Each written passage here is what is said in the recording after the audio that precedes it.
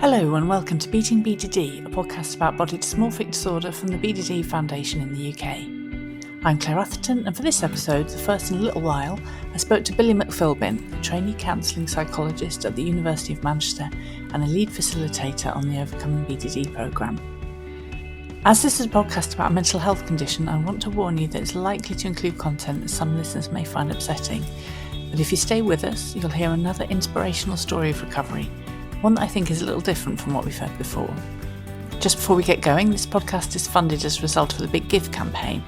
Thank you to our champion sponsor Jack, or Just Ask a Question, and our community sponsors Ori UK, the Nightingale Hospital and Blonde's Fine Art.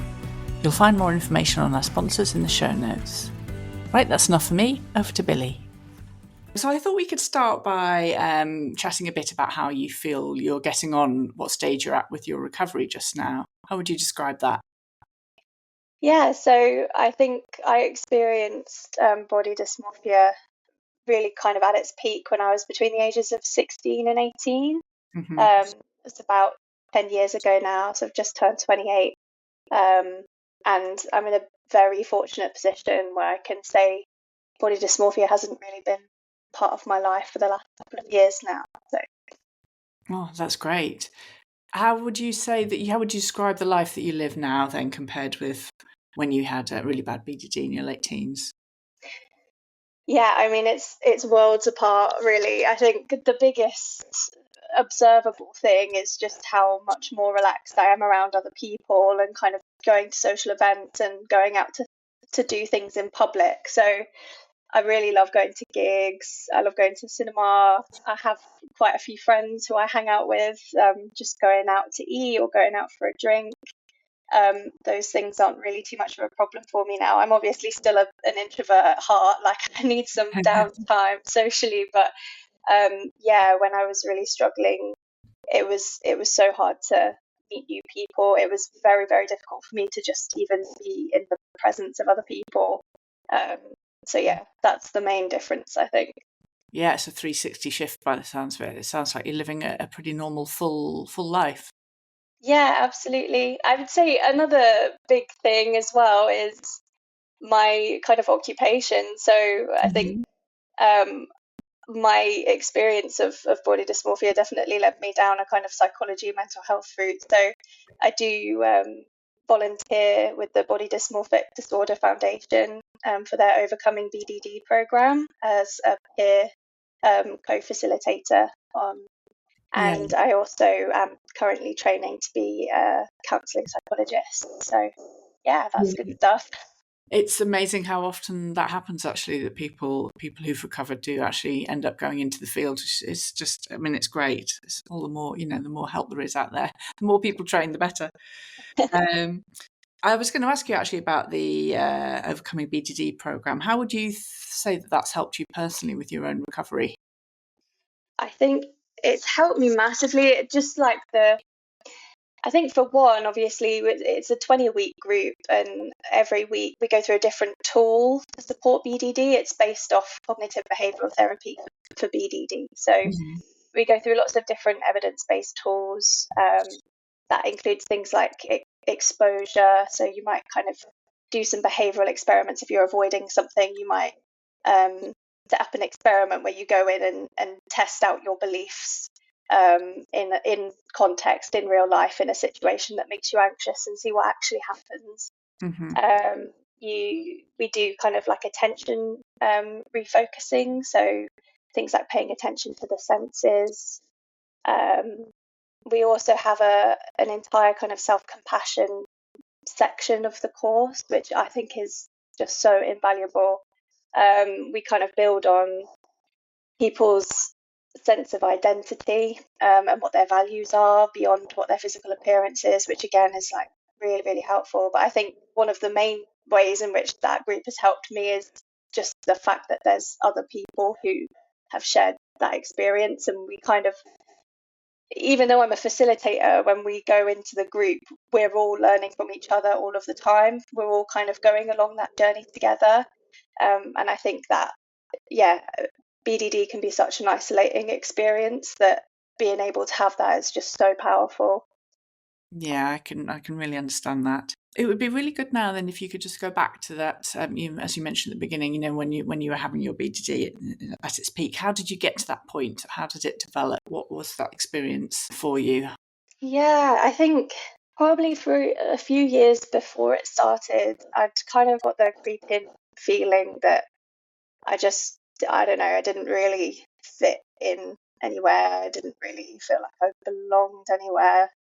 Um, Around that age, I had two quite significant relationships in my life that started to break down. So one was at school that just kind of broke down completely, very suddenly overnight, and I didn't really have much closure over it. And the relationship that was breaking down at home had sort of become pretty toxic. I think there was like a lot of alcohol dependency for that person, and I was kind of in a situation where I was having to cope with a lot of things that I just wouldn't have been able to cope with at that age realistically. Yeah. So that's kind of set the scene, I guess, the context. I think I didn't cope with it very well at all. I just kind of blamed myself. And I just felt a very overwhelming sense of shame, like I was wrong or I was bad. And that was the reason why I couldn't feel like I could connect to anything, or my relationships were breaking down, or, I didn't feel like I could fit in or belong anywhere. And so, that obviously led to a lot of self-criticism. And I think when it sort of became BDD, the sort of, nail in the coffin, so to speak, I started developing acne. That was around about when I was about 16. And it just sort of became,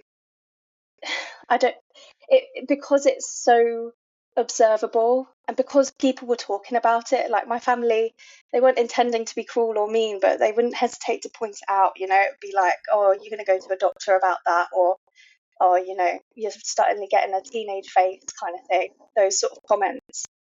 It just became like my acne and my skin became the enemy. It became the reason why I was feeling all of this shame. I think because I couldn't make sense of what was going on inside, but I could see the acne and I could see people responding negatively to it. So it became the thing that needed to go in order for me to feel, lovable and accepted and all of that stuff. How then did you respond to that when those feelings arrived? I mean, how did you behave? What did you do differently once you started feeling like that about your skin? Yeah, I mean, the main thing that comes to mind was this sort of relationships with mirrors change. So while I was out of the house, I would just avoid mirrors at all costs. I would not look in the mirror at all. But then when I was at home, that would basically be all I was doing. Like I would just lock myself in the bathroom. I would like get right up close to the mirror as well. It was like the level of detail that I was inspecting and investigating my skin was crazy. Like every single pore I was looking at, and if there was any kind of slight deviation from smoothness, like I would pick at it. So I would have this kind of routine where I'd like be all up close in the mirror. I'd be like picking my skin. I would stand back from the mirror and see all the kind of damage that I'd done to my face, and then I'd feel so devastated about that and self-critical about that. I'd put on loads of makeup and like take loads of selfies and just try and make myself feel better about it. But then I'd take the makeup off again, the damage would still be there. And I would just, it was horrendous. And whenever I kind of left the house again, it was like I was paying attention to like the physical sensation of my skin. And I just started to feel like I was like hideous and ugly, or like I could feel my skin moving throughout the day. It massively affected like my social relationships. Like I said earlier, I think that was the main thing. Like, I entered a relationship when I was 17. There's still like no photos of us at all for like the first year of our relationship. I just would not allow anyone to take pictures of me at all. I don't have any friends, unfortunately, from that time, probably because I asked a lot of them.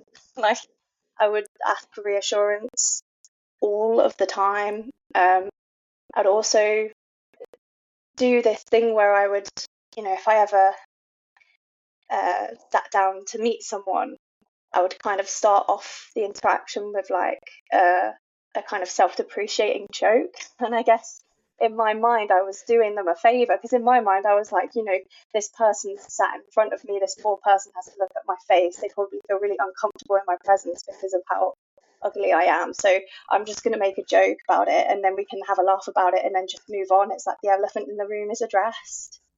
But yeah, obviously, that's not what was happening from their point of view. So when I made that joke, they would kind of try and reassure me or compliment me, and it would just bring the attention back to my appearance. And so, yeah, that would be awkward and upsetting for me. Yeah, feeling guilty in the presence of other people was massive for me. I just felt like, yeah, didn't want to be perceived by anyone. And how bad did it get, if you don't mind me asking? I mean, how bad did you feel? How did all of this experience make you feel in these behaviours? Yeah, like just very guilty, very ashamed, very alone. I think, yeah, it's a really sad fact that, BDD, there's a very, very high risk of suicidality. I don't, I'm no exception to that rule. I did feel like I was kind of so ugly that I didn't really deserve to live at some point. Did you ever try and talk to your family or friends? Do you think anyone really understood what it was you were going through? Weirdly enough, no. I mean, I told my partner eventually, but no, my family, I didn't tell. I just didn't think they would understand, or I thought they might have kind of passed it off as like normal teenage angst, or I don't know, maybe I was afraid also that I would be judged as shallow, and they wouldn't really be able to validate actually how bad it was. So I didn't tell them, no. Yeah. And so when and how did you find out that the problem might actually be psychological rather than physical? Yeah, I think this was a long journey for me, because I did read about BDD when I was going through it. So I would, be Googling stuff like, why do I feel so ugly all the time? And BDD would kind of come up in those searches. And I would sort of read lived experience accounts of it and watch lived experiences accounts of it, and read through the symptoms. And I would kind of be like, oh, this sounds really familiar. But at the same time, I was kind of, part of me was like, this isn't the problem that you have, because you're still able to go out of the house, like, you're not having panic attacks, you're still able to go to school, still able to go to work. So, stop complaining, kind of thing, is what I was telling myself at the time. And the other reason why I didn't think it was BDD was because a lot of my preoccupation was on my skin, because I did have acne. And so all of the people who I was reading about, their perceived flaw, what couldn't be seen by other people at all, or it was so slight that other people couldn't see it. Whereas for me, it was like, people are pointing it out, like it's very visible, everyone can see it. And I do want to caveat that now with the fact that, at that time, I'm speaking from my experience at that time, my acne was bad. Like, I felt like it was the villain. I felt like it needed to go. But I also want to say now that, like, acne is very normal. Yeah. And it is just a skin condition. That's all it is. It's just your skin trying to do its thing. Yeah. There's nothing, it says nothing about you as a person. But It's at the also not the time, only thing that people see, is it, at all? They're no, not just looking at your acne, they're looking at you as a whole, and they're probably not even really looking at you in the way that you think that they are. They're not studying. yeah, Yeah. absolutely. Even if people do notice it, I think anyone who's worth sticking around is just going to get over that in 2 seconds. Do you know what I mean? Yeah. If you were if these things were making you think, actually it's not, I haven't got BDD because I do have acne, how did you then find out that it might actually be? What shifted you from thinking I haven't got it to thinking, yeah, maybe I do? I think again it was quite a slow process. So Mm. BDD, even though I'd convinced myself that it wasn't BDD, I still felt quite connected to that experience because I did share a lot of similarities with the symptoms. And I think over time, my skin would have flare-ups every now and again, but there would be times when my skin was clear, but then my focus would shift to other parts of my face at that point. It was like I was never kind of fully satisfied. And the the point at which I started feeling more comfortable saying that body dysmorphia was part of my experience was actually in 2019. I went to the BDD Foundation conference, and I went to a talk by Nicole Schnackenberg, and she was doing a talk about shame in BDD, and it was like someone took the rug out from under me listening to her. It was the first time I'd ever heard anyone put into words what I had experienced. And she'd obviously do a lot better, a much better job at articulating this than me. But she was basically saying that, when you have BDD, it's like shame is such an enormous part of your identity that it kind of overwhelms your sense of identity. So when you're in front of other people, you kind of imagine them looking back at you and just seeing the shame because that's all there is to you, or that's what it feels like. And shame is such an exposing and vulnerable emotion that basically whenever you're in the presence of someone else, you just feel like everything about you is just laid bare in front of this person, or your wrongness or your badness is visible. And so, yeah, you're just feeling utterly exposed in front of other people because of this kind of process of, looking back at yourself through other people's eyes. Never heard anyone say that, and I just thought that was an experience that I'd had that I couldn't have even put into words for other people. So I just sat in that lecture hall like crying. Basically, it's the only conference talk that's ever had an emotional reaction, I think, from me other than boredom. But it was an intense moment. I think after that, I definitely felt more comfortable saying that body dysmorphia was part of that experience for me. Yeah. I mean, was there a part of you who also, obviously it was a really upsetting experience to hear it, someone else express it, but was there also a part of you that felt a bit reassured to understand that actually you weren't alone with it? Because the aloneness can be a big part of the problem, can't it? Feeling that you're isolated and having this experience. Yeah, definitely. I think I did feel a sense of, it was like relief, maybe a bit of gratitude to Yeah. hear that coming from someone else. I mean, at the same time, it was just heartbreaking because obviously if it's coming from someone else, then someone else has been through it, and that's sad. But it was this kind of also a sense of relief that, this this experience is known by other people and is being researched and talked about as well. Yes. Yeah. How then did you get from that realization to starting to feel better? I mean, did you actually ever get formally diagnosed and have any treatment, or how did you get where you are today?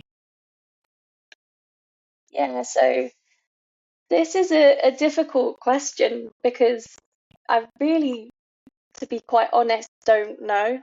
I I never got a diagnosis, and I never got specific treatment for BDD. That being said, I did have some CBT for social anxiety, and also I went to university and studied psychology and got some further qualifications in mental health related stuff. So, psychology was sort of the air I was breathing for a long time, still is. So I kind of maybe had words to describe what was going on, or maybe just I was encouraged to be self-aware of what was going on for me, and also just having an idea generally of the CBT techniques that were around. gave me some idea of what to do about it without needing to go to kind of formal therapy. But I also recognize that though that's not in isolation, I think. So there were a couple of other things that happened in my life that definitely helped. One of the things that helped when I was about 18 helped me just get out of that hole of the kind of preoccupation being never ending, and that kind of routine I had of not allowing anyone to take pictures of me, not looking at mirrors outside, but then locking myself in the bathroom when I was inside, was actually like going to university. And I've been reflecting on how that sounds like it'd just be a terrible idea if my main fear is being seen by other people is to go into a completely new situation with a bunch of new people that I've never met before. Mm.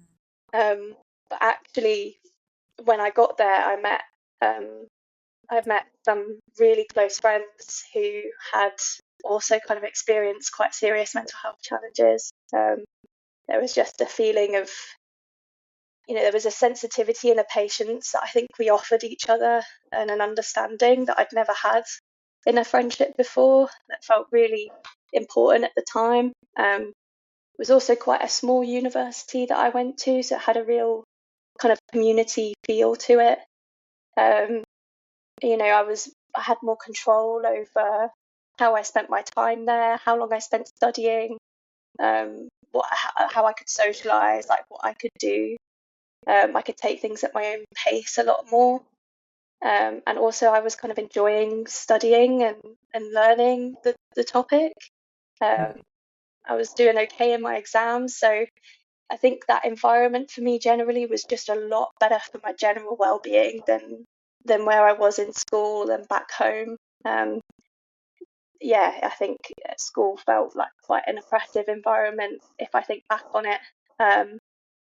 And although being in this new environment obviously didn't stop me from being very worried about my appearance, it did kind of help my general well-being, and it did help me see that there's more to me than my appearance, even though I still felt like I was ugly.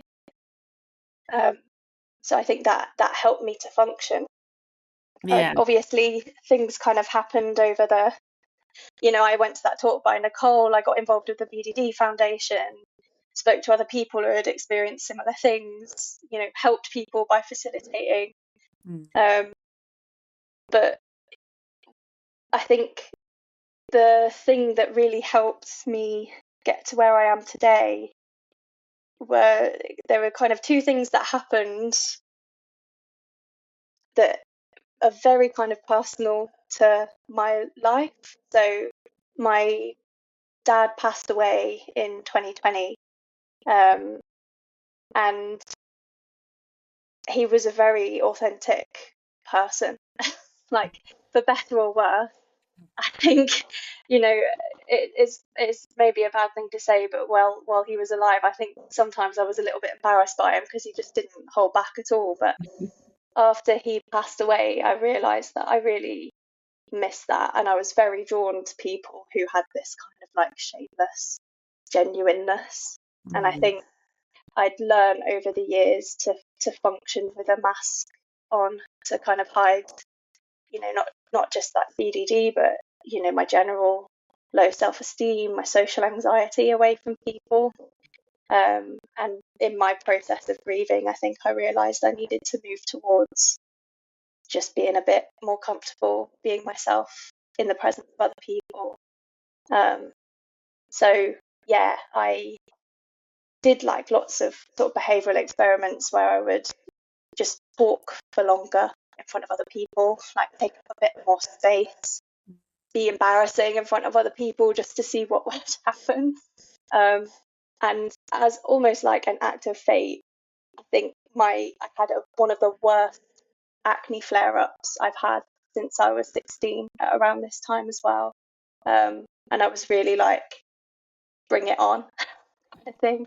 So I really employed a lot of the techniques from the Overcoming BDD program at that point,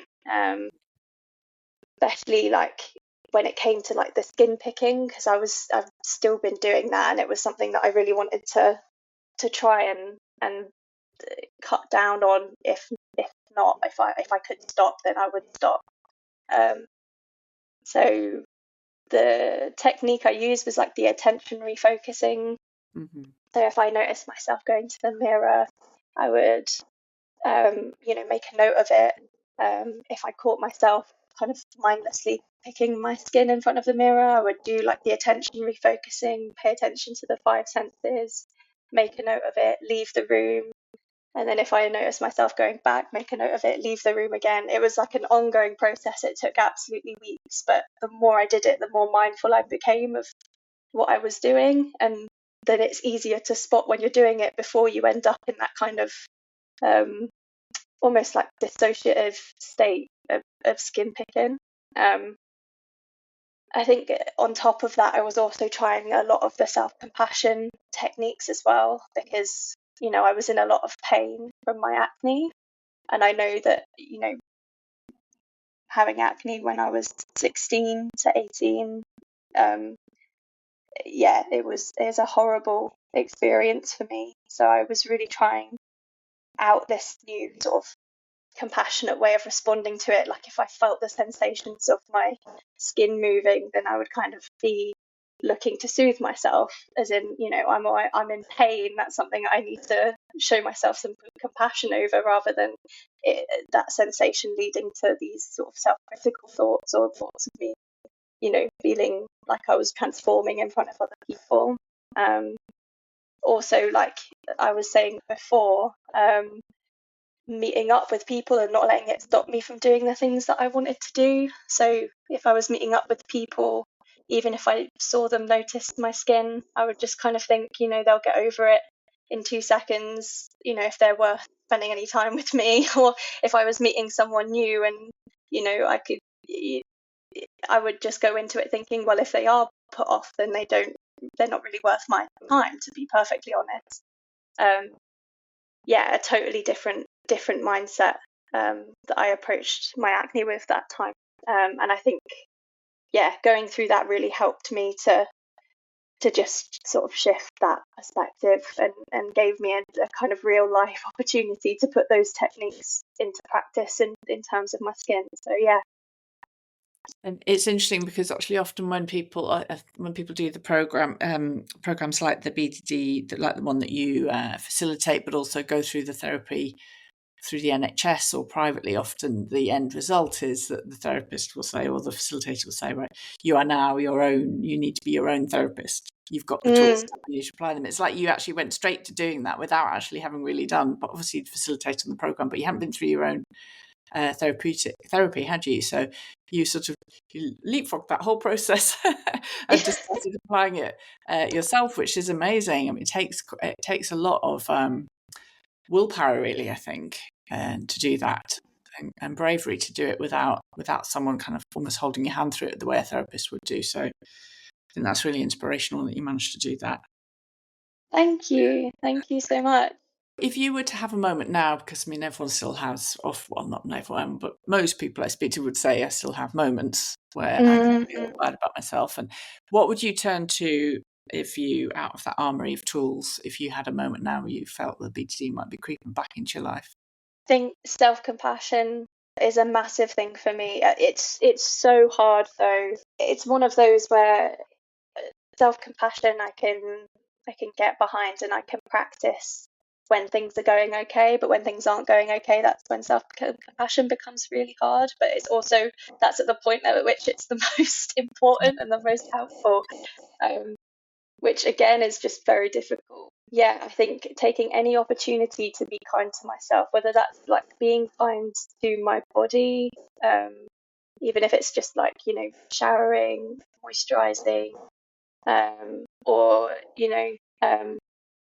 having a kind of, I do mindfulness and I do meditation, so sometimes I involve compassion, self-compassion as part of that. I also kind of really, I think what really helps is when I was really struggling with BDD, it's like my appearance was so tied up with my sense of self-worth, so tied up with my sense of shame. So what helps me now is to think about what other things I can do in my life that give my life worth and give my life value. My partner, my family, my friends, can play a bit of music, and I enjoy watching films. It's just thinking about other things that are part of my life that make me who I am, that are not part of my appearance at all. That's quite grounding. Yeah, absolutely. And what would you say that your experience of having BDD has taught you overall? I mean, has it shifted your mindset in any way, would you say, or changed the way you think about life? Yeah, I mean, it's a lesson in empathy for sure. Yeah, I think it's definitely one of the reasons why I've ended up doing this trainee and counselling psychology doctorate, and why I've wanted to do mental health and do therapy as a career. I think when you've had that kind of experience, and again with body dysmorphia, it's what it looks like for other people. It's not a scratch on how it feels inside. It's so hard to describe, and it feels so isolating and lonely. Because other people might look at you and go like, oh yeah, I have insecurities about my appearance too, you just got to not think about it, or you just got to do this or do that. It's not the same, it's totally different. And I think it's given me this kind of understanding that I don't know what someone else is going through, what someone's experiencing might be very different from what I can see, and just giving people grace around that. Sometimes it can just be so hard to even get out of bed or like face the day. It's given me a lot of empathy for others. And on top of that, I think because my experience of BDD has made me have to reflect so hard on who I am as a person, and what my identity is, beyond what I look like. Just for a bit of context, so I've grown up in England. I still live in England, so this is quite a Western perspective, but there is a kind of appearance focusedness that is normalized, I think. And I think there are kind of, very sadly, maybe companies out there who are willing to sort of prey on people's insecurities, or maybe overemphasize how important appearance is, when actually, there's so much more to us as people and to us of what we're worth, than our appearance. Yeah, it's definitely taught me that. Yeah, and that's a really good lesson that, to be honest, anyone could use, because as you say, we do just live in a very appearance-focused world, and it's you have to make an active decision to disregard that, really, or disregard it as much as possible and try and focus on what really matters. Yeah, it can be so hard though, especially if you're in a community where it is super appearance focused. But even just the acknowledgement that there's so much more to you as a person, I think is so important. Absolutely, so true. So one final question then, what would you say to listeners who are really struggling with their BDD in the way that you did in those bad years, in your worst years? I think just take it one step at a time.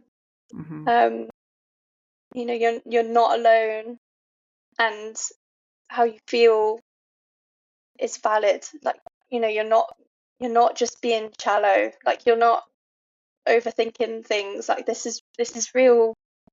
I don't know, the distress that you have with BDD is really painful and so debilitating. Just take it one step at a time, one day at a time, 1 hour at a time, 1 minute at a time. Things change throughout the day, and you're not alone. Yeah. Wonderful. Thank you so much, Billie. I really enjoyed talking to you. I think you've given some great advice, and your experiences will be really valuable for people listening. So thank you. Thanks so much for having me, Claire. My pleasure. Thanks again to Billie for sharing her experience of BDD and her journey to recovery. For more episodes, search for Beating BDD on major podcast apps and on Spotify. You can also leave us feedback by following the BDD Foundation on Instagram, Twitter, YouTube and Facebook. I'll be back with another interview as soon as I can. Until then, remember that this podcast isn't therapy, so please do seek help from a trained professional. Thanks for listening.